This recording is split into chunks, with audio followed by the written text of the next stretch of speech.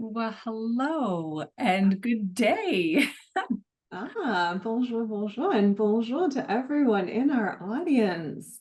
I welcome especially to you, Dr. Varden. It's lovely to see you, in particular in those happy fall colors. Why, thank you. Yes, it does look very red on camera, but it's actually a nice burnt orange. I do love pumpkin. Like, And this is the season, it's like pumpkin, everything is coming out and being available. yes, it is that season where all the spices and all the coffees and all the things that our sweater weather flocks us to. Is fall a favored season of yours? Is this a season that you get excited for? It really is. I Ah, I live in the Northeast and the colors mm, so beautiful. I'm a big person to go hiking in the mountains, and mm. every year I always go climb some mountains, go to the peak, and just look at the glory and beauty around me. It's absolutely gorgeous. And I'll tell you, for those of you who live in other parts of the country, if you ever get a chance to visit the Northeast, and we're talking New England, New York, Vermont, New Hampshire, Massachusetts, that area, it is worth coming to visit. So Love that. I I would, love that. I think fall, especially to your point, for us northern folk, is such a wonderful time to be indulging in the outdoors. mm, And that's a happy little segue to what we're talking about this evening, how we stay healthy for such fall activities like hiking. Yeah. Yeah. well, it's I find also the time, all the kids going back to school. and everyone's coming back, right? Everyone's coming back indoors. They've been playing outside all summer, and now we're coming back into quarters and sharing the same air and sharing the same everything.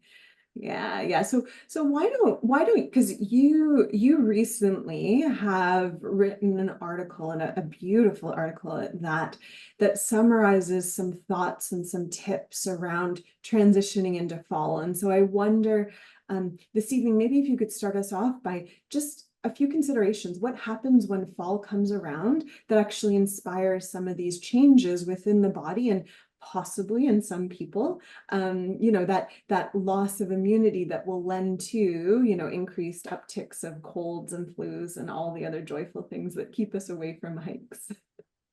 Well, I will say that one of the biggest changes is in your daylight exposure, temperature. Okay, so even just focusing on those two things and everything that it affects when we're talking about light exposure, vitamin D. Okay. Being able to get out in the sun, we don't spend as much time outside in the fresh air, in the sun, like we do, getting into later spring and into the summer. And, that can really start to downregulate your ability to make vitamin D. Yeah. Vitamin D is so very important, for mood. One of the disorders, the seasonal depressive disorder, or these affective disorders called SAD, or this is a real thing, and that's because people's vitamin D levels get very low because they are not getting that exposure.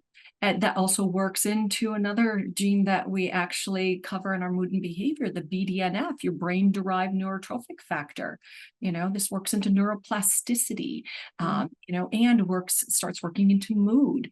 The best way to get that upregulated, sunlight, get that in your eyes in the morning. And you can still do that even when it is cold, going to a window inside the house, an open window, or stepping outside. I love, even in winter, I will step outside, standing in the snow and just fresh, crisp air, which Yeah.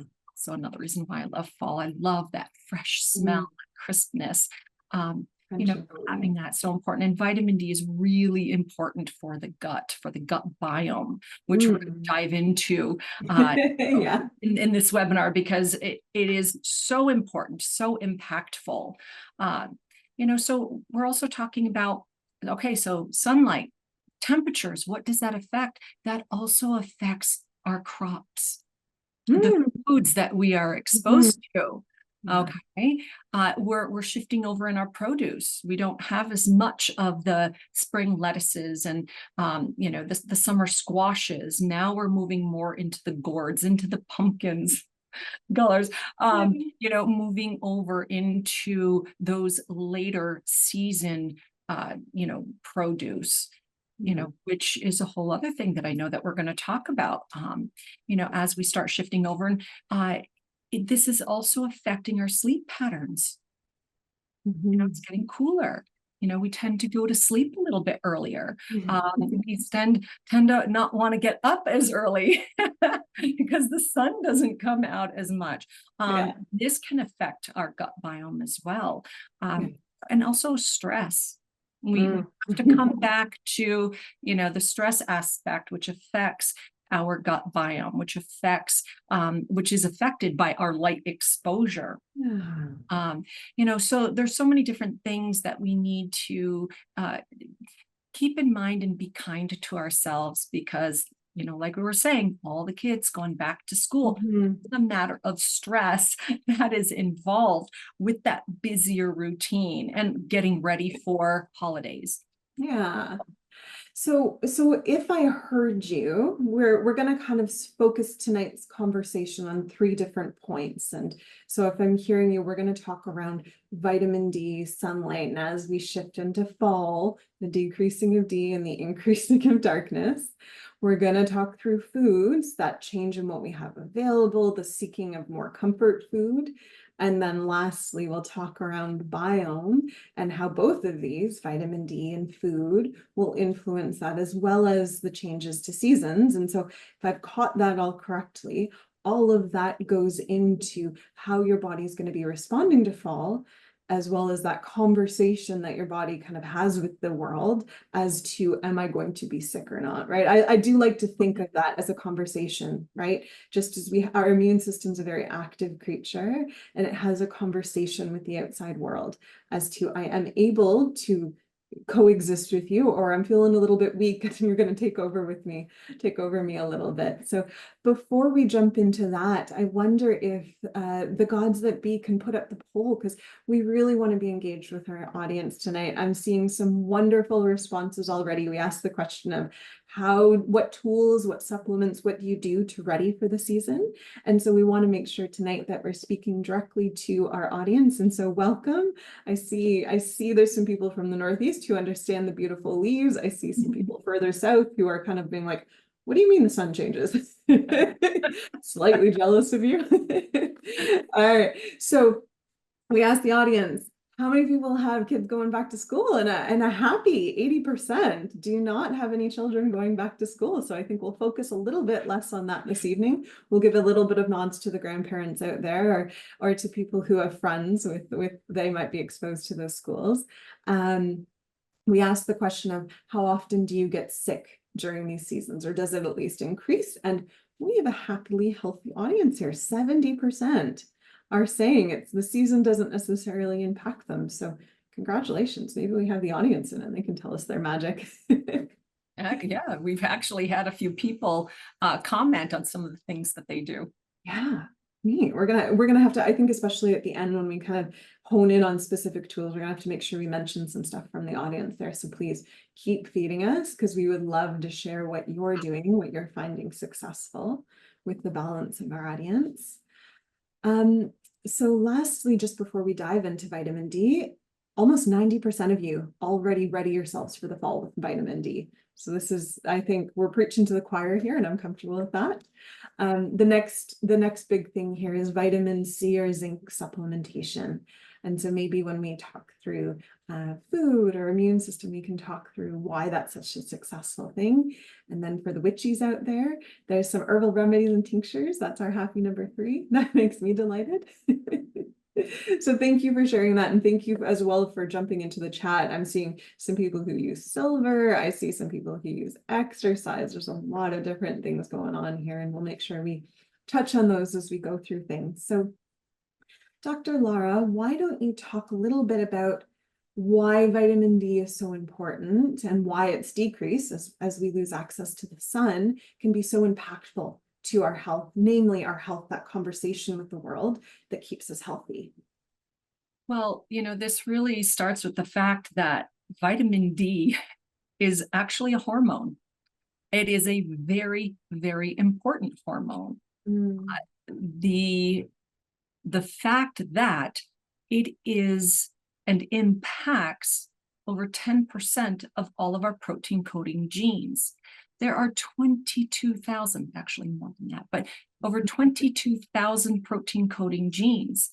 So you're looking at over 2,200 genes that vitamin D plays a role in, some more direct than others, but is very important. The fact that it directly impacts the health of your gut biome, Mm. all of these different things. And it works in with your hormones.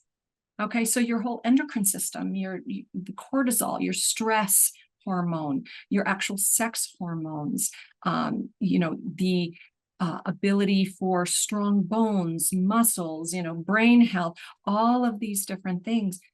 Vitamin D is important, but also all the studies that are out there that have shown the importance of vitamin D levels when it comes to health and the immune system. They're usually levels that they have found when you start hitting around 50 nanograms per milliliter. That seems to be, one of those magic numbers that you're less likely to be hospitalized or have more severe issues. Now, obviously, this is just one marker. It's not the magic marker that, says, oh, if you only have this, then you won't be hospitalized. So I'm not saying that. It's just that in the studies, they have looked at different levels, blood levels for, different vitamins, for different aspects. And that happened to be something that was a trend, Mm. people who recovered more quickly, that they had higher vitamin D levels. Yeah, I think this So, was popularized a lot, when we went into COVID, and there was a lot of very tangible data that said, people who contracted COVID, their outcomes were better when their levels were at a certain point. And again, to your point, there's other factors that played into that, but that was one of the bigger ones, which popularized vitamin D within every media outlet as an intervention. Yeah, so I like that. So is it a fair statement to say, there's almost encouragement of people to go get their levels checked now before we head into that season? And if they're not sitting in and around that 50 mark, right, working with their doctor to adjust, is that good counsel? oh, absolutely. And actually, the 50 nanograms per milliliter is the lower level. If you really want to get more into optimal, you're looking more at 70, 80, even 90 grams per milliliter. So absolutely check that, because if you are on the low side, this is usually the time that those levels get lower. So we want to make sure to bring it up, into a better reference range, into the optimal range, to carry you through, this cold and flu season, through the darker, less sunlight time.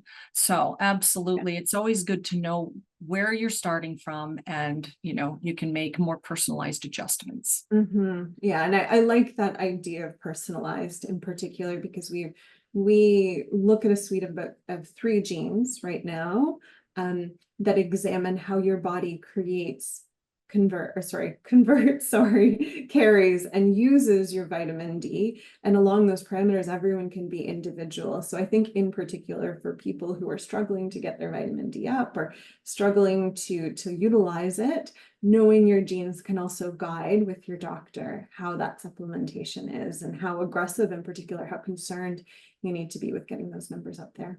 Right. And I do want to add the fact that knowing the variants of the genes that you have, of the 3 genes. So that's your CYP2R1, which is the conversion from D2 to D3, your GC gene, which is also the vitamin D binding protein gene, which is the transport, of the D3 to the cells and tissues. But then also your vitamin D receptor gene.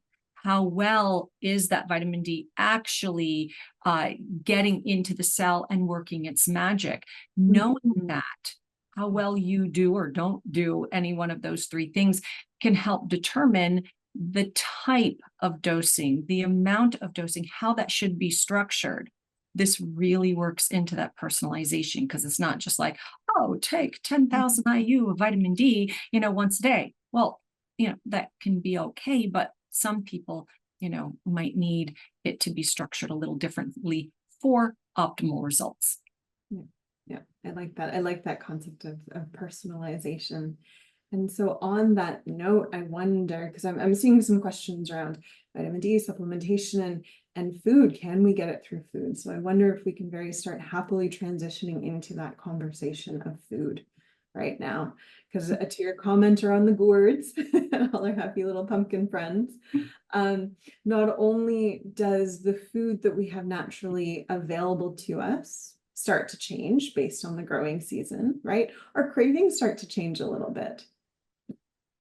Yeah, yeah. So what's before we dive into the serious, what's your big fall craving? What do you crave most? Like I said, I love pumpkin. I do. Are you a pumpkin pie person? I do. I make an incredible pumpkin pie. And there's actually a little secret ingredient that gives it that nice little extra kick. Everyone who's ever had my pumpkin pie Are you loves going to spill the beans? pumpkins. Are you going to spill the beans? What's that secret ingredient? Pepper, fresh Ah, ground pepper. I like that idea. I like that idea a lot, actually. So you heard it first here, team. Yes.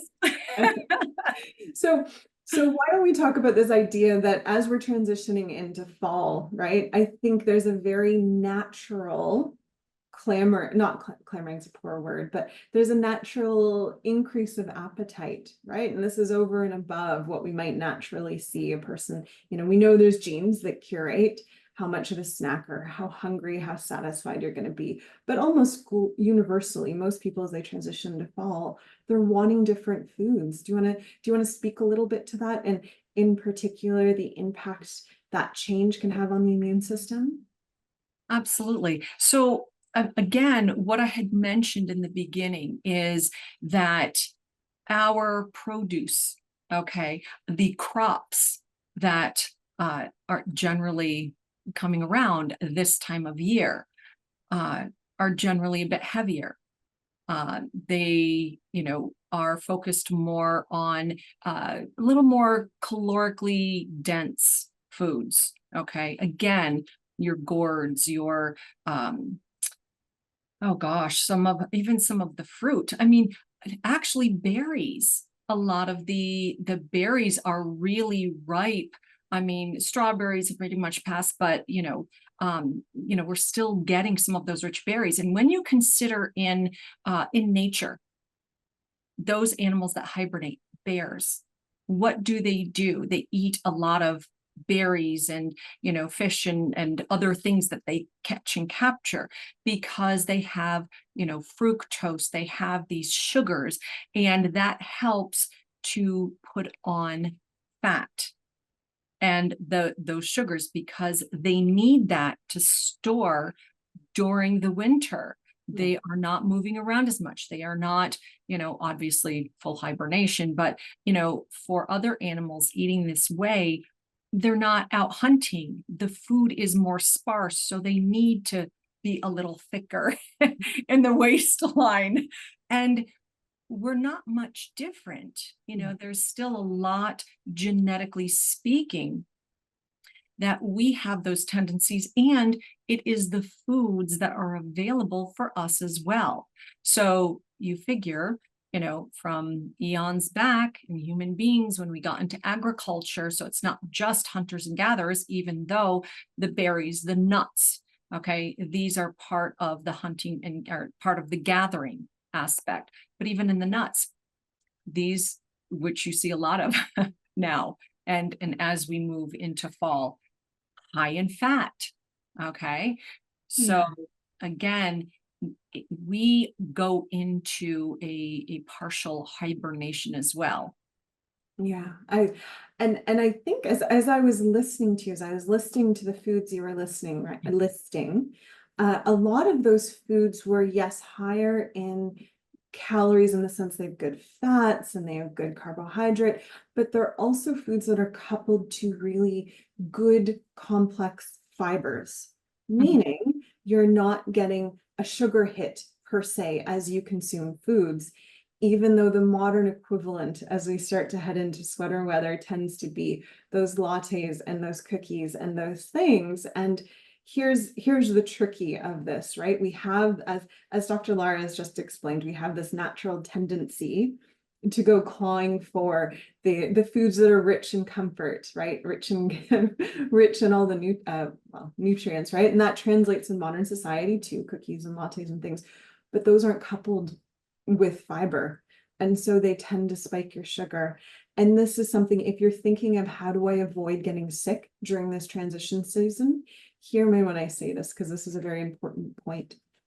When you consume something very sugary and you get that blood sugar spike, for approximately 2 to 3 hours after that, your immune system is compromised, namely your white blood cells and all the other happy little things that float around your body protecting you, those fighters of your immune system, they're depressed. They're actually lowered for 2 to 3 hours. So when you consume that latte, that cookie, whatever it might be, it's actually depressing your immune system and making you more susceptible, right? That conversation that we talked about your body having with the world. Am I going to be healthy? Am I going to be sick today? It shifts that. It makes it more difficult for you to be healthy, right?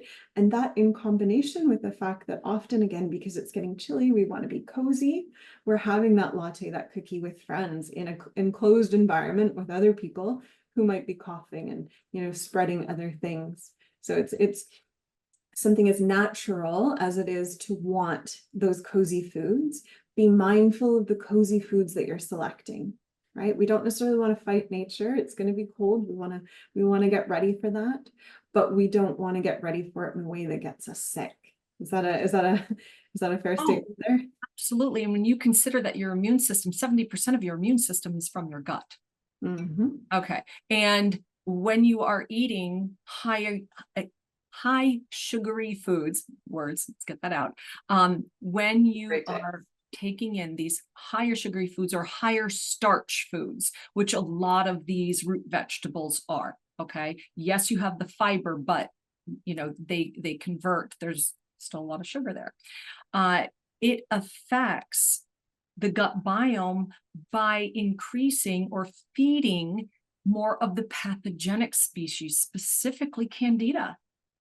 These organisms thrive on sugar and they can actually outcompete beneficial bacteria.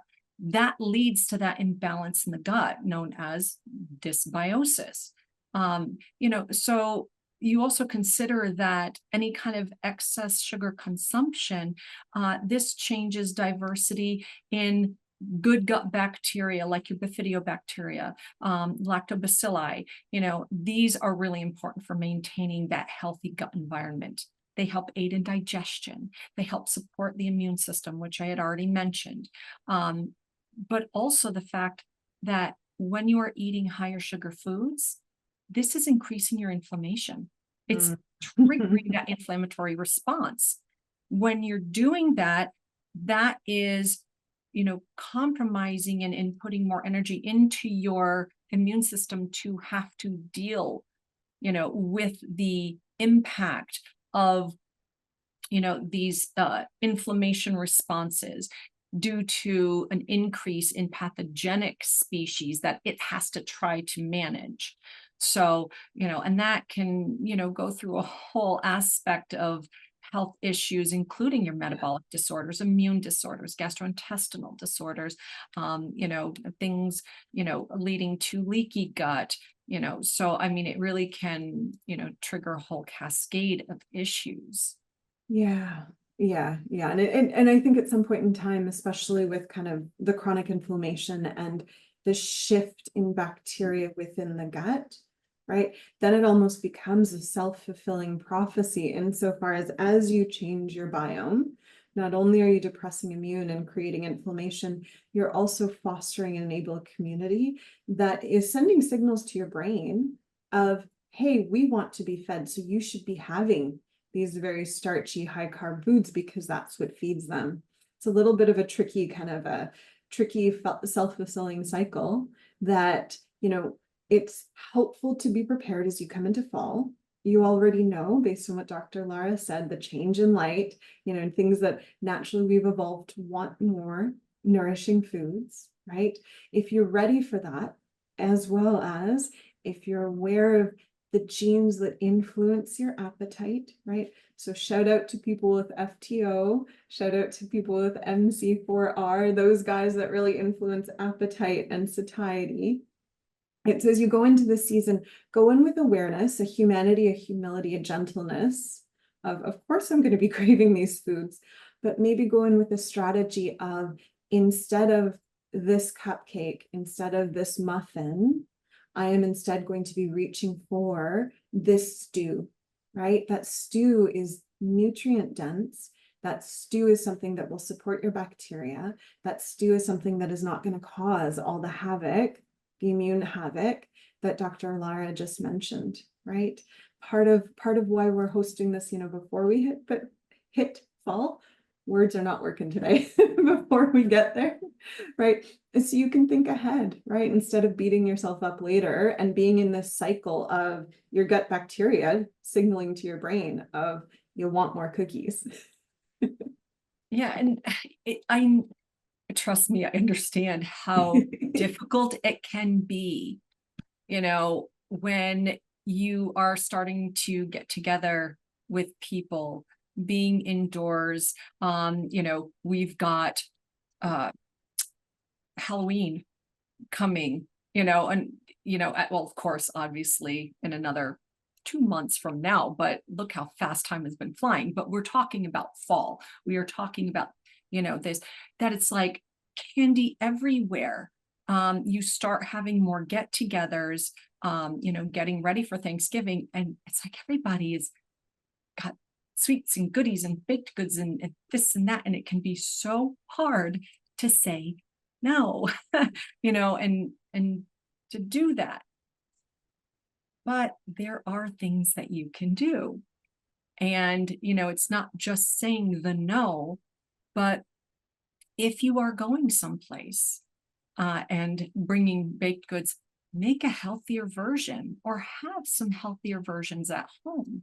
Instead of using sugar, okay, using a type of natural sweetener, stevia, erythritol, xylitol, although be very careful with xylitol if you have pets, especially dogs, because that is deadly. Allulose, I found that is wonderful for baking. Some others are not so great for baking, but when you start shifting over, then you're not getting that heavy sugar load, but you can still have a little bit of the sweet. Changing over a little bit of the ingredients to more healthful choices, you can have your cake and eat it too. Really. Yeah, and I find, at least my strategy walking into a lot of this, so as many people know, I'm the resident celiac, and so when I go to these events, a lot of the treats I can't even eat, right? And then when I do, they'll have something super sugary, because that tends to be the substitute, right? If we can't give you wheat, we'll just give you pure sugar. And so my strategy walking into this is I always ensure that I have a really, really, really nourishing meal before, high in protein, high in fat.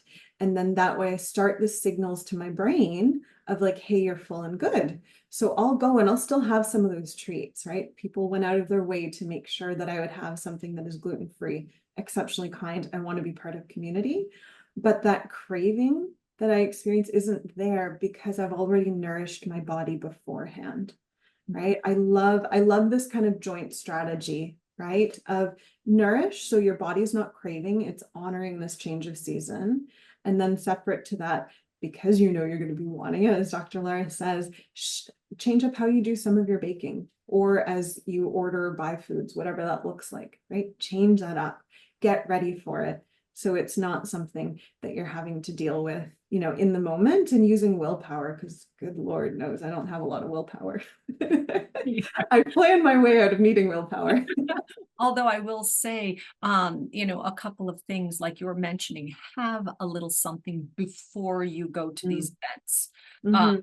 but also a, a glass of water with apple cider vinegar in it, a Mm. tablespoon, that actually helps before you eat or before you go, because it will help regulate your blood sugar. So if you do happen to take a few bites of something, at least that can, help so you're not spiking your blood glucose. So, Mhm. that is an aspect um, that can be helpful.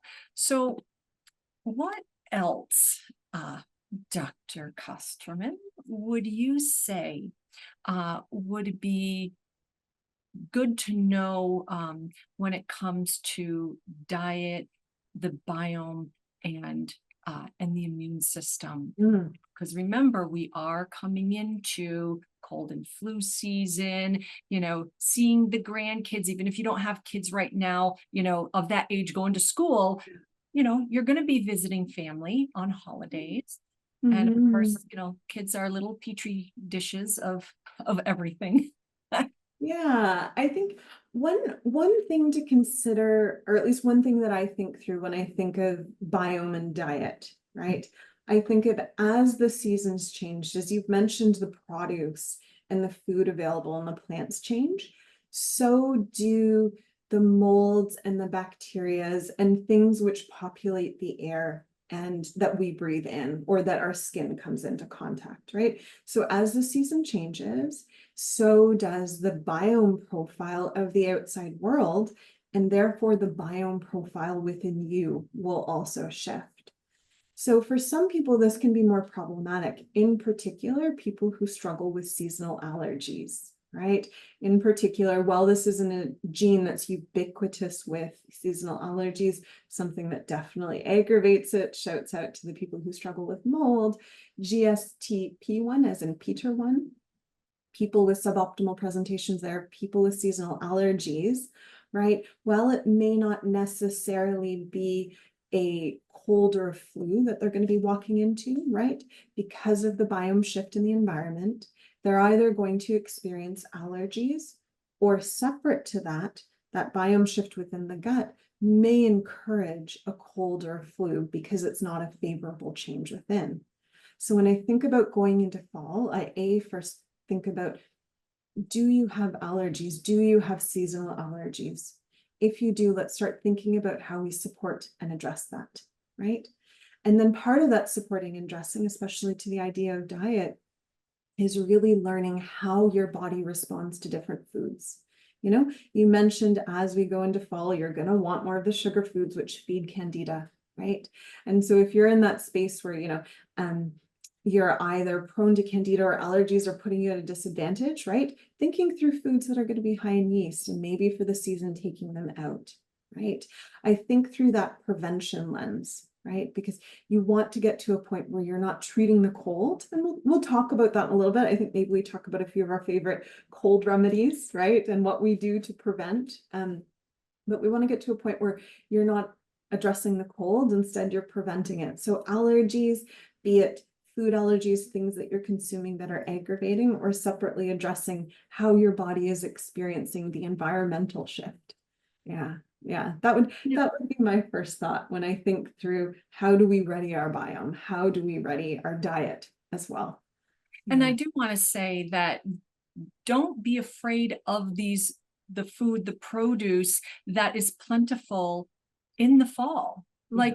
Like I said, one of my favorite things are pumpkin. Pumpkin's rich in vitamin A. Okay. Mhm. It aids in the production of white blood cells. Those strengthen the immune system. Mhm. So adding pumpkin to your diet, like making pumpkin soups, roasted pumpkins, pumpkin smoothies. Curried pumpkin. Okay, so it's not like it has to be, this spiced pumpkin latte that's full of sugars from coffee places that I will not name. It doesn't necessarily have to be that way.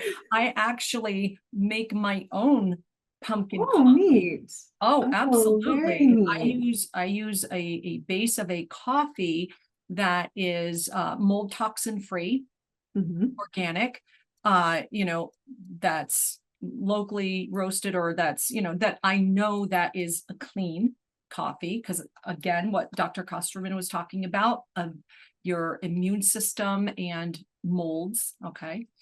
So I have my own coffee, and then I will I'll add in some, protein powder or a collagen protein, and I actually roast my own pumpkins, organically grown, and I will make a pumpkin puree. It's just pumpkin, and I will add that in, and then to have a little bit of sweetness, I'll use like the stevia or Mm. one of these, natural sweeteners, like I had mentioned earlier. Maybe put in a little bit of vanilla, you know, that right there. It's like I just made an incredible, coffee warm, fall yumminess, but it's not full of sugar. It doesn't have those negative side effects. But Yeah. a few other things. Apples are packed with antioxidants. I grew up in apple country in northern New York. I mean, we were surrounded by apple orchards. And I remember running track and stopping, and then, pulling them right off the tree and eating them and getting a stomach ache, but it was so good, that, you know, Yeah. when you talk about apples, these are helping to promote, good gut health, your immune system. And you can put them on so many different things, making them into pies, or, maybe a crumble that is more health, you know, focused. But it's Yeah. delicious. Sweet potato, I'm garlic. curious, Dr. Laura, these recipes, in particular, the one for that PSL variant, are Yeah. those in the digest, or is that something that you can offer our audience later? I'm sure people would love like a healthier version of the PSL. Oh, absolutely. It's not in the digest yet, but Okay. I actually, you know what? I will make a note to myself. If our little angels in the background can remind me, please, and I will, write something up. And I'll tell you, a lot of times it'll change a little bit, but they're delicious, I love absolutely that. delicious. But I yes, love that. I Thank will you. get Thank some. you for that service. Yeah, yeah. Because everyone's always clamoring for those, and it's hard to find kind of an alternative that sits well with gut and with tongue. Yes. Yeah, yeah. No, I love that. Yeah. So I wonder now, I saw briefly within the chat, someone was asking for, so the inevitable happens, we get a cold or a flu. What do we do about it? Mhm. And so I wonder if briefly, before we dive into the Q's and A's and some of the questions people might have, if we briefly discuss kind of what that conversation, when the body has a conversation with the environment, and body says, okay, cool, I guess I'm getting sick. What do we do to support that? What do we do to decrease the duration of it? All the fun things. Do you have any tricks or hacks, or what are your favorite go-tos? Oh, absolutely. Well, this works in not just helping when you actually start getting that tickle and not feeling so hot, but also as a prevention. And it's something I call it my hot honey lemon water Oh, with, okay, so what I do is I have my, cup of hot water. I usually squeeze, and I do fresh organic lemon, either a half or a whole, depending on how much water I'm adding. mhm, Um, I will do fresh local honey.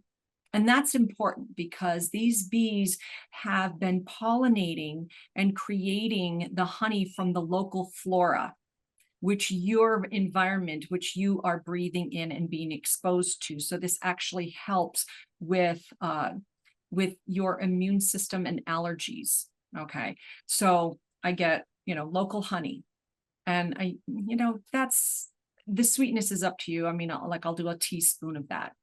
mhm, And then I will put in some fresh grated ginger, mm, and I will put like a tablespoon of apple cider vinegar.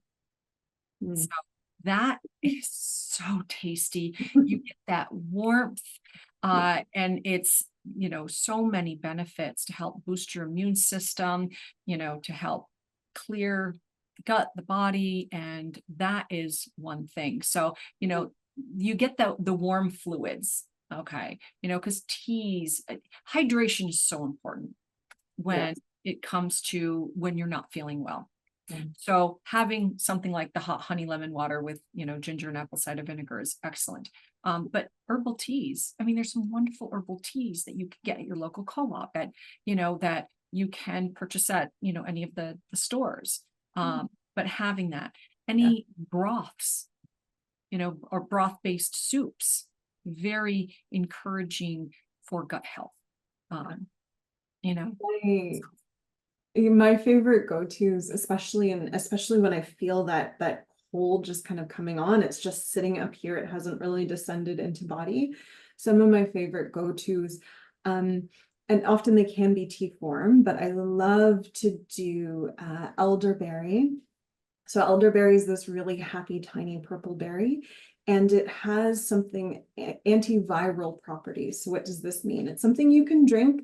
There's also lozenges, so it can go in either way. And what it does, for lack of when you take it in and it attaches to your mucous membrane, and it's very, very slippery. And effectively, what happens is viruses in particular just can't grasp on. And so, does it get rid of the virus? No, but it actually lessens its ability to adhere to your tissues.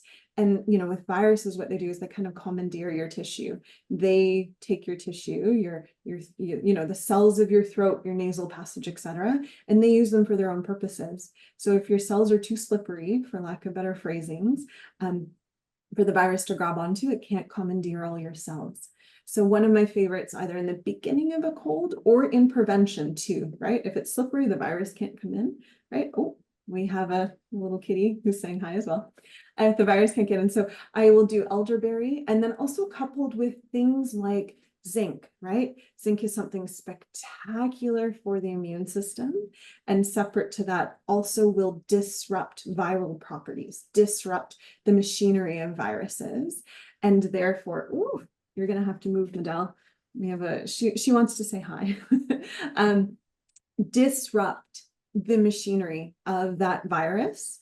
And so, just one second. I know, I'm sorry. There we go.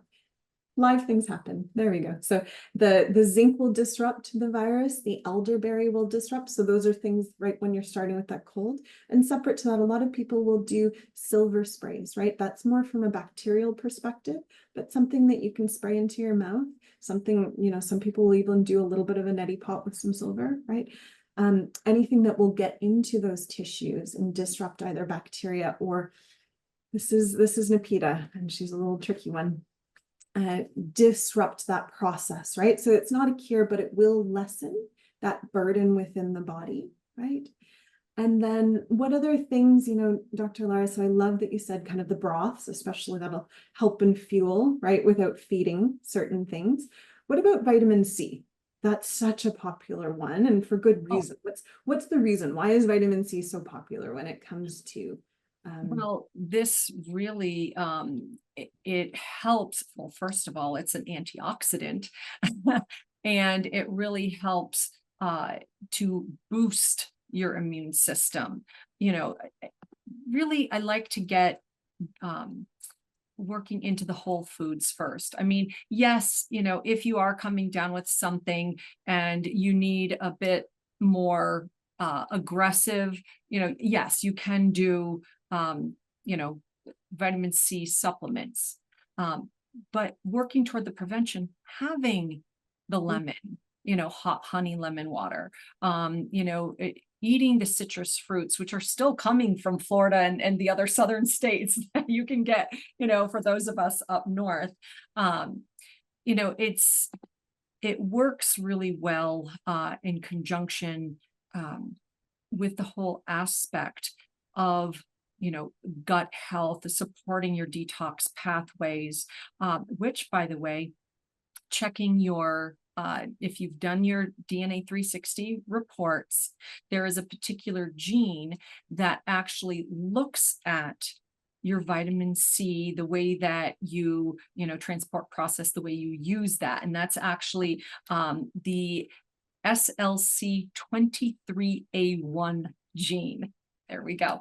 I'm So really impressed. I would not have remembered that number letter combination if you I'd can had. actually find that in your diet nutrition reports, as well as in the antioxidation. Uh, it's in the anti-inflammation reports as systems. So you can just take a look at that. So again, you are looking at the SLC, which is short for solute carrier gene 23A1. So, but that lets you know how well are you, converting and working with your vitamin C. Because, if you don't do that very well, it might be something that you do have to take vitamin C supplementation, to help with your immune system, maybe foods, citrus fruits, the vegetables that are higher in vitamin C are just not enough for you. So that's going to be very important. I love that. Thank you. Yeah, no, I think I really like that you kind of brought that back to let food be your medicine, seek it first from food, right? Because I think vitamin C, let's not discount how strong in particular when you're sick, like a mega dose of that can be, right? And it's important to think about all the other polyphenols that your food will bring in that support the action of that vitamin C. But I think just on the note of vitamin C, for when you are sick, when that inevitably does happen, your bowel tolerance for vitamin C will increase. That is how important vitamin C is to your body. So what do I mean by that? Bowel tolerance. Normally, when you take vitamin C, there's going to be a point where you lose bowel tolerance. What does that mean? You take too much, you're effectively going to be pulling so much water into your GI tract that you're going to have exceptionally loose stool. You're going to possibly get some cramps, and like your gut's not going to be happy, and you will have very loose stool. And that's a very polite way of saying diarrhea. Right? Because you've put too much vitamin C, which draws water into the bowel and then therefore increases that looseness of your stool. So most people usually have a bowel tolerance of 2, maybe 3 grams within their bowel when they're healthy and happy, right? That's a happy medium. When you get sick, when your body is aware that we actually need this additional vitamin C support to support our immune cells, to support the repair in particular, right? We know that bacteria and virus destroy our cells. Your tolerance for vitamin C goes up. So let's pretend you have a day-to-day tolerance of 2 grams, right? You take 2 grams in your gut's fine, 3 grams your gut's not okay. People when sick can actually increase that to 3, sometimes even 4 grams. So the body very naturally knows vitamin C is important to its immune function. And when ill, we want to recruit the important things. So just another thought. In particular, I think a lot of people, when they're ill, they're not necessarily feeling up for food.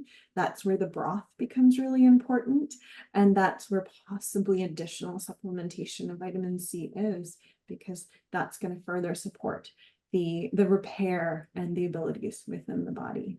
Yeah.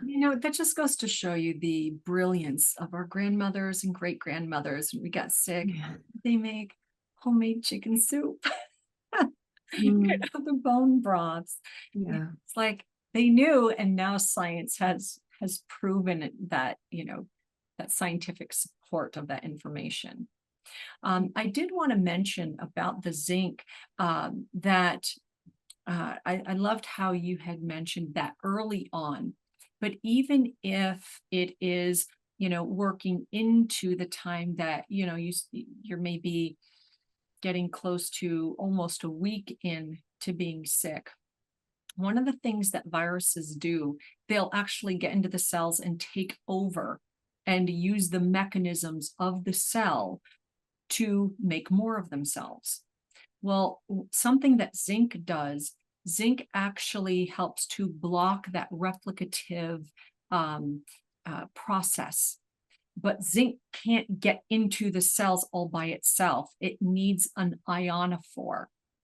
It needs something to get it from outside the cell into the cell. That's what a zinc ionophore is. And a very good zinc ionophore, NAC, N-acetylcysteine, actually helps to do that. N-acetylcysteine is also a great antioxidant.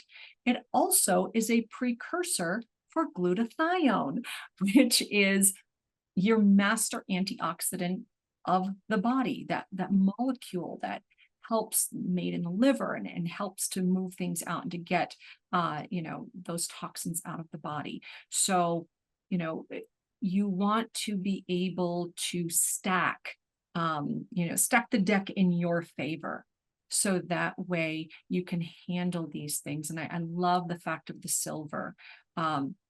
With the sprays, even rinsing your mouth, maybe even putting some in a nebulizer or a neti pot, a nasal lavage, because the silver also helps to remove the substrate, that area that bacterium and other things tend to grow on. If you take that away, they can't do that.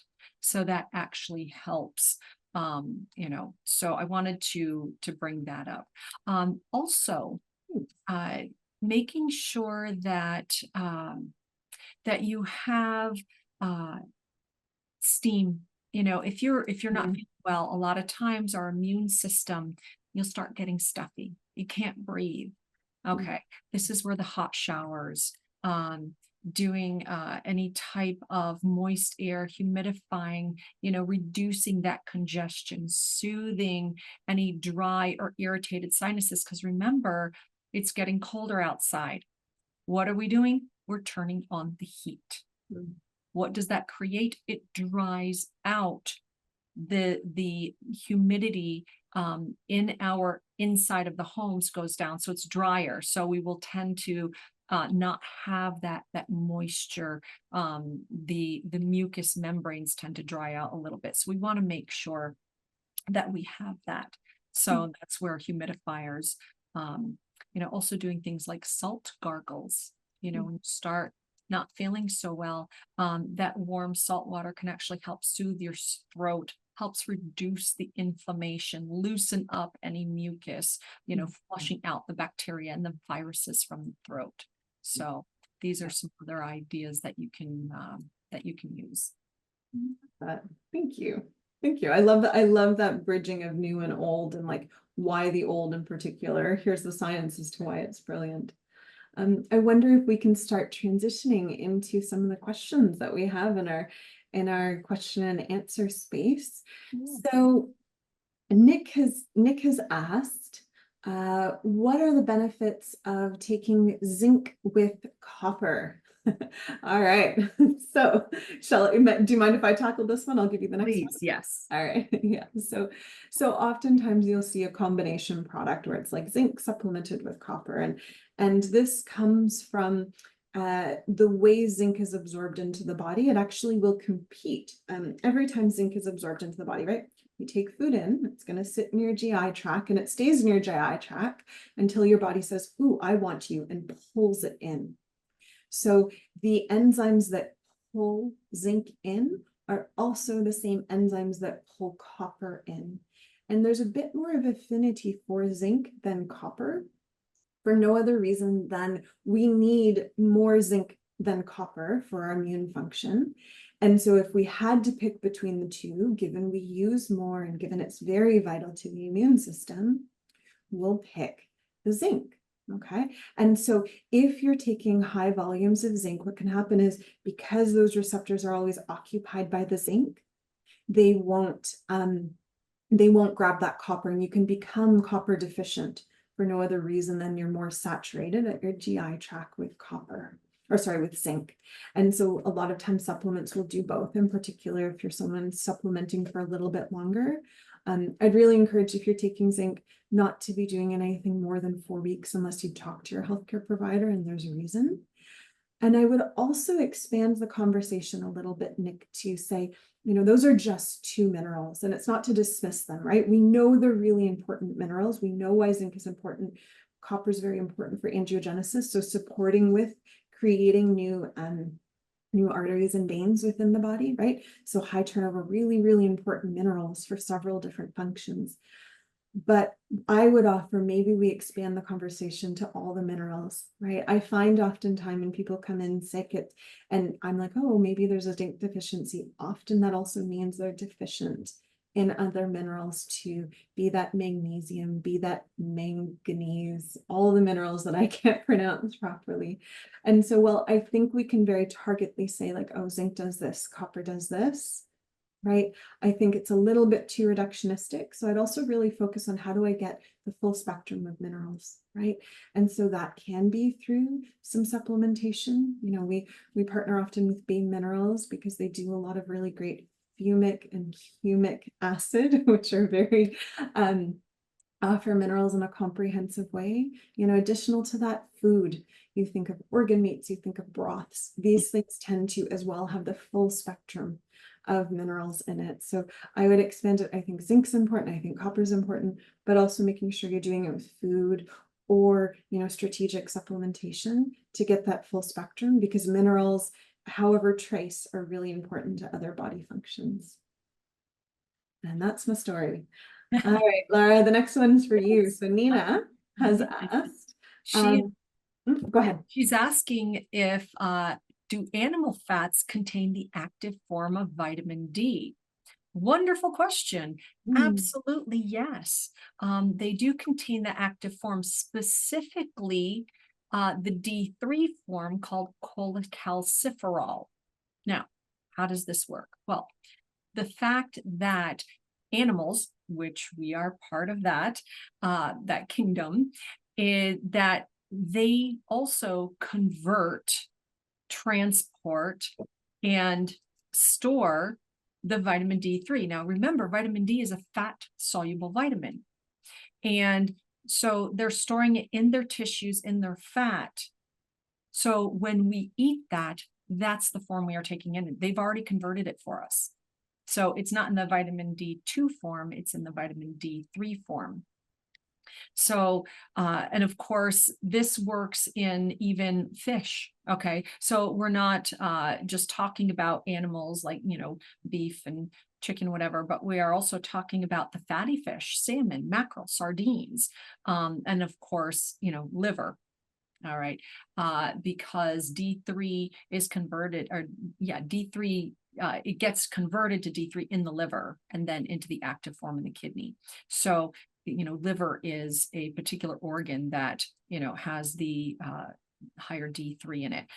Things like egg yolks, you know, full fat dairy products, you know, but excuse me, but specifically when we are talking about animal fats, lard, butter, tallow.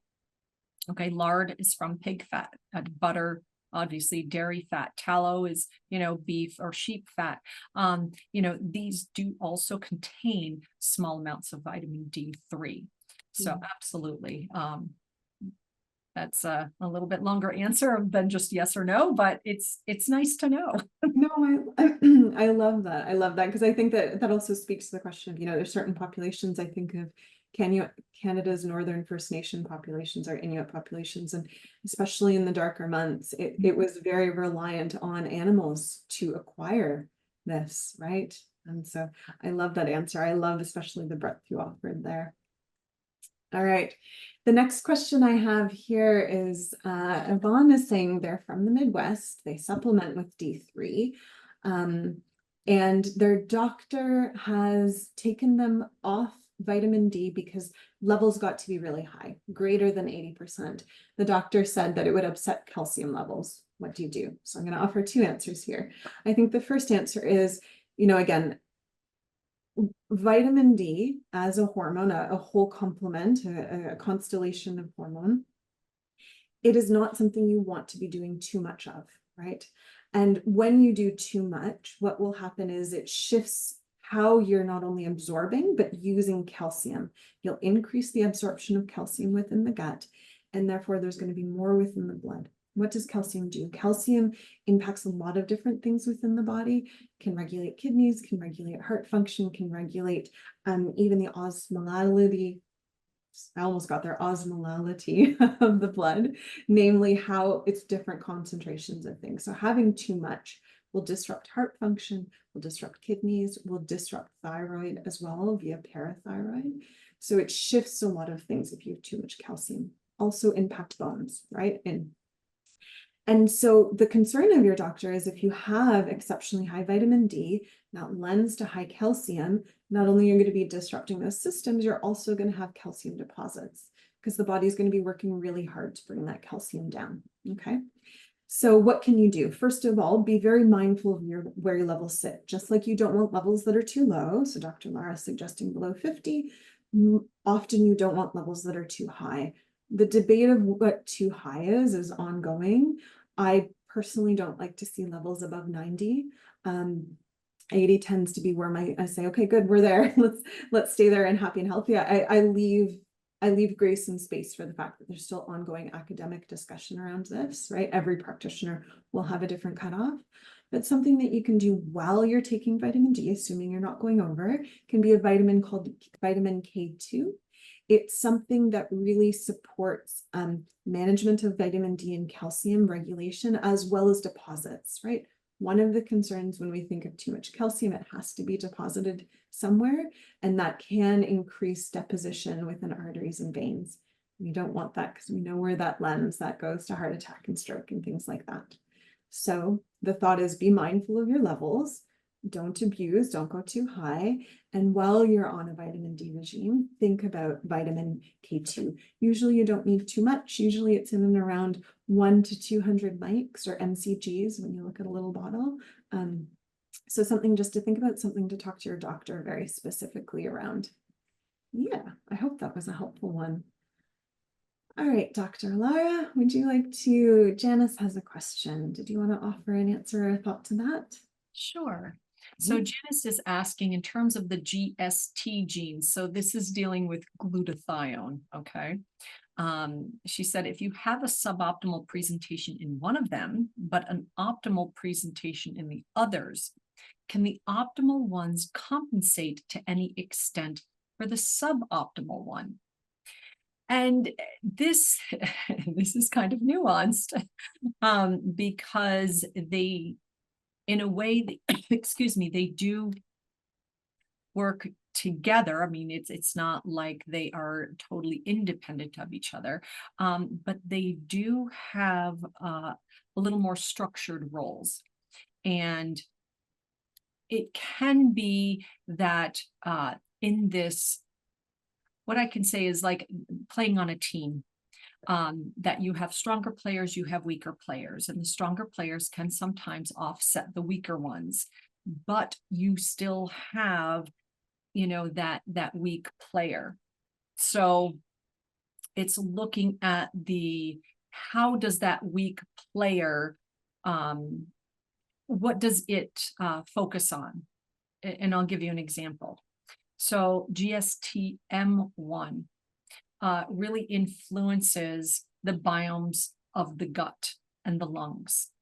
And when you have, say you are missing, or you don't have both copies, or say you have 0 copies, okay, of your GSTM1, that's a bit problematic, and it will show up in your microbiome, you know, the diversity, the population, because that, along with the FUT2 gene, they help to anchor the microbes, the food, you know, to keep that enriched. And when you don't have that, the toxins and the effects of foods, etc., can throw the balance of your gut off more easily.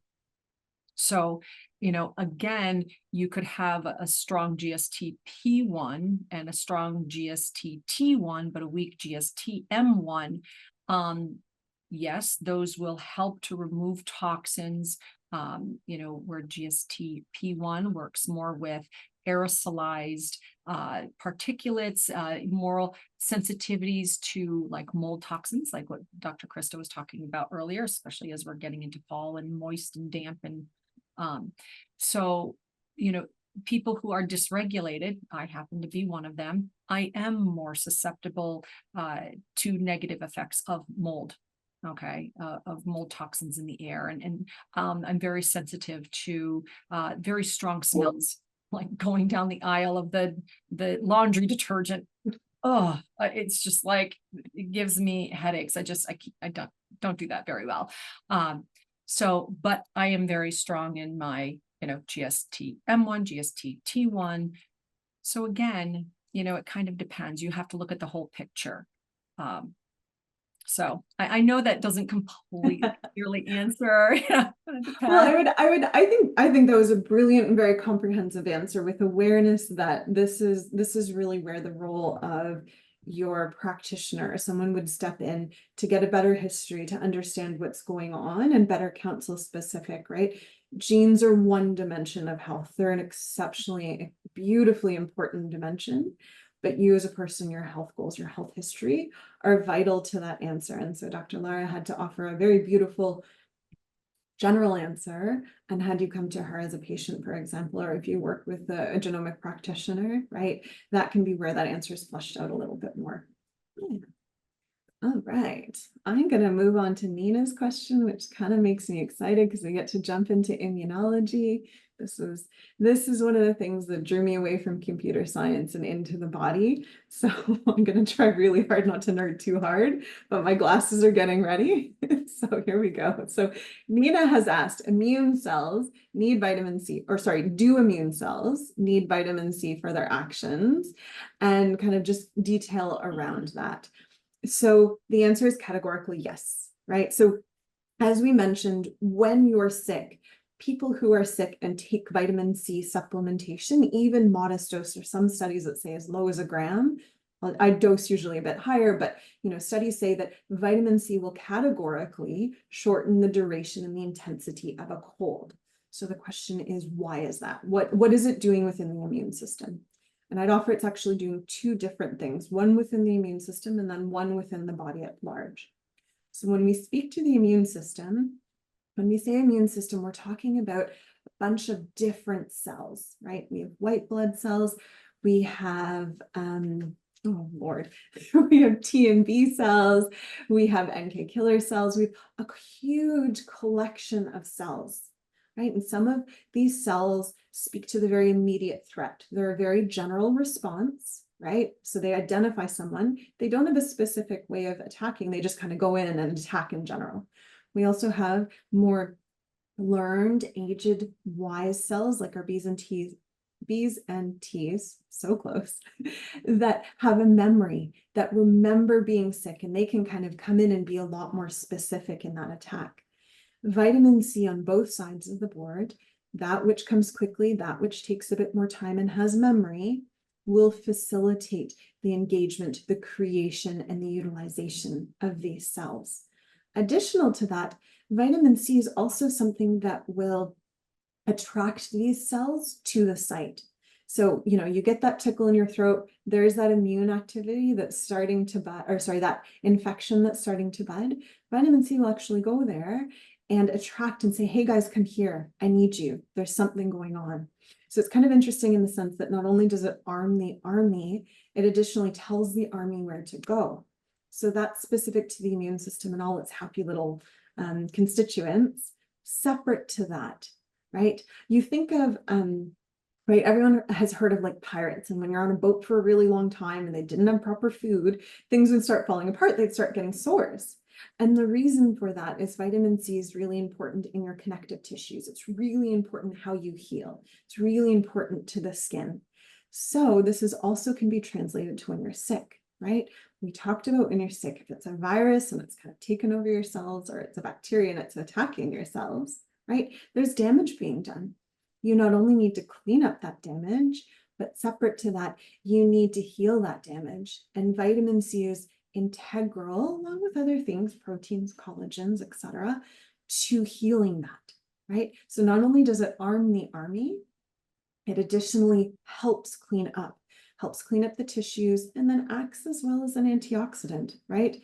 When the viruses, when the bacteria are doing their thing, they're throwing weapons, they're throwing sticks and stones. vitamin C is something that's also additionally helping clean up those sticks and stones. So to me, it's quite incredible that one of the most plentiful nutrients within fresh food, especially citrus foods, especially, the peppers, etc. of the world, it also tends to be what the body has decided of like, cool, this is not only going to call in my army, it is going to offer my army all the weapons, it's going to help my army repair, and then it's also going to help the body in the battleground heal and repair after the fact. So there's, I hope I didn't get too deep into it. I just love the immune system and I get lost in it for a little bit, but there's how vitamin C is a support not only to immune system, but to the body, to where effectively that war and that little battle has taken place. Yeah, Dr. Lara, I think I get to pass the next question to you. Absolutely. And this is a question from Margaret.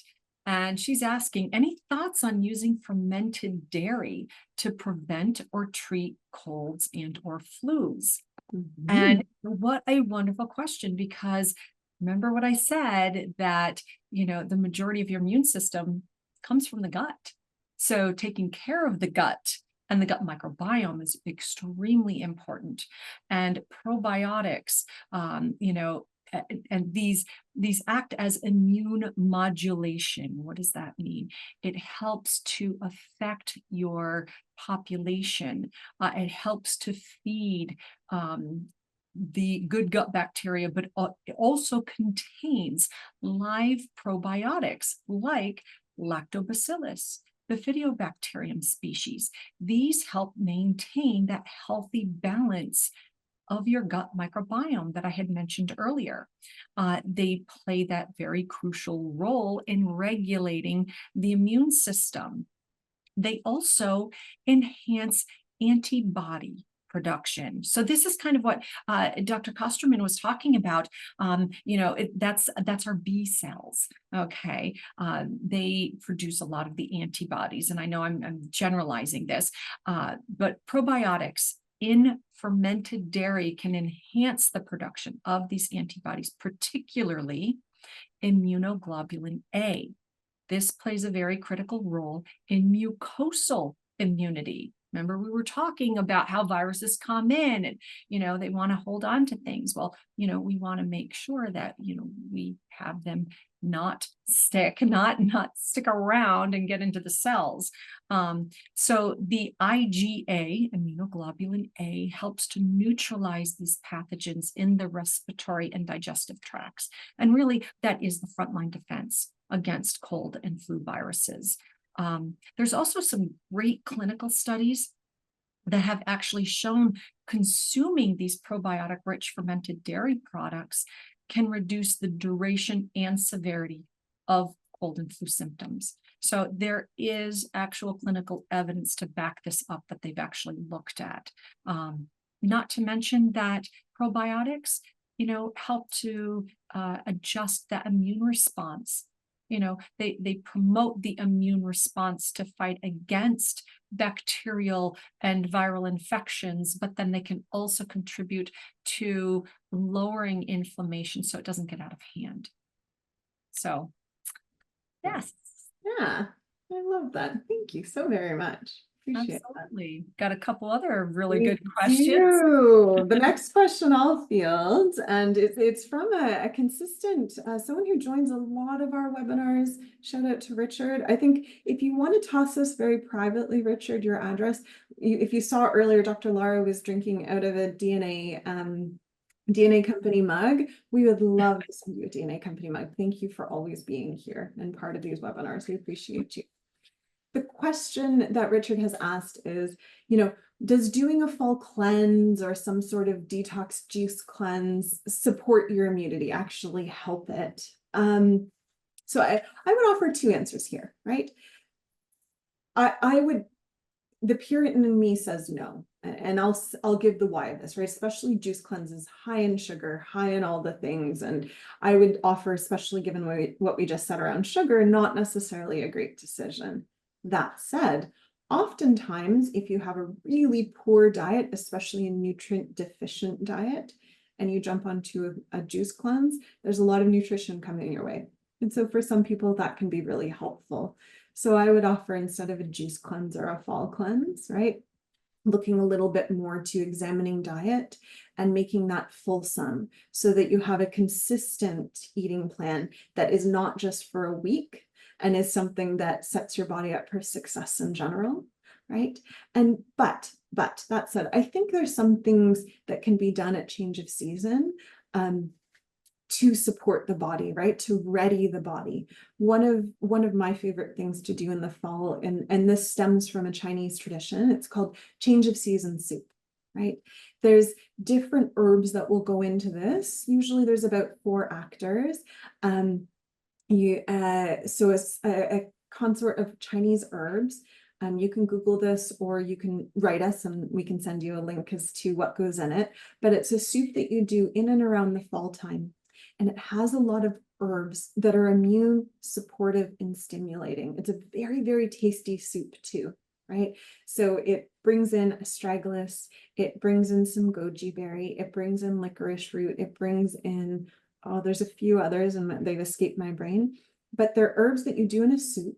And I mean a true soup, right? You're going to put in bones, you're going to make a true soup, and that you'll add in chicken, add in your veggies, add in your tofu. And it's something that is traditionally consumed, and it will gently wake up the immune system and gently ready. Right? Again, we're going through this change. The air is changing, the temperatures are changing, the light is changing. And this is something that gently reminds the immune system to come and get ready. So I would offer, while I per se wouldn't do a cleanse, I'd do maybe a diet review, as we talked about, right? Being mindful of sugar, finding those nutrient-dense foods, and supplemental to that, kind of thinking about different herbs or things that will gently wake up and say, hey, immune system, something's coming. So that would be my thought. But Dr. Laura, do you have any other thoughts for Richard there, in the sense of, do you have any other favorite tools or things that you do this time of year as you transition seasons?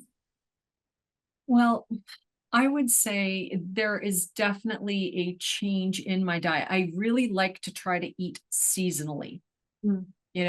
and this is kind of coming full circle to what we were talking about. Really working in the foods that our garden is producing, the pumpkins, the apples, sweet potatoes, kale. If you've got, pomegranates, you'll start seeing in the stores. Of course, then again, if you live out in like Arizona or some of these others, they have pomegranate trees. And You so can fly me in and I'll pick from your pomegranate trees. It's fine. absolutely. So, I mean, really making use and getting, these wonderful vitamins, nutrients, fibers into your body, so doing that shift, but, eating seasonally. I will say, for cleanses, I'm going to shift over about cleansing your environment, Ooh. kind of like a spring cleaning to do a fall cleaning, because here we've had the windows opened for, the summertime when there's dust. And of course, summertime is construction time. It seems like that's when they're doing all the Do you road live in work and Toronto too? oh goodness heavens, it's something that, again, yes, our windows are open, we love the fresh air, but it can also, bring in, wonderful little ants and bugs and other things that, we don't want staying for the winter. Just, doing, again, something like a spring cleaning, but to a fall cleaning, to have things fresh, to start changing over even some of the decorations, some of the color schemes, of the house. And that creates a lightness, a happiness, because one of the things I had mentioned at the very beginning was stress. Okay. How do we lower stress? How about being grateful, finding the joy, doing some fun activities with the family? Like this coming week, we are actually going to a local farm, bringing my granddaughter to go apple picking and see the goats and just kind of be there. That's that's enjoyable. Finding the joy in your life, cleansing from one season to the next, and finding gratefulness, because it's very hard to be depressed and stressed when you are grateful and joyful. So that's how I will bring that around. I Say love about that. So a cleanse not only of body, but a cleanse of perspective and mind. And I think that is such a perfect way to honor and close our time up today. And so for those in particular that held on to the very end, we are grateful for you. Thank you for spending your time with us. Thank you for offering us your curiosity. And Dr. Lara, thank you so very much for your time and expertise and your very beautiful, passionate explanations as things change, what we can do to support the body during those changes, so it becomes a cozy fall season as opposed to a sick in bed fall season. So thank you so very much. Thank you to our audience.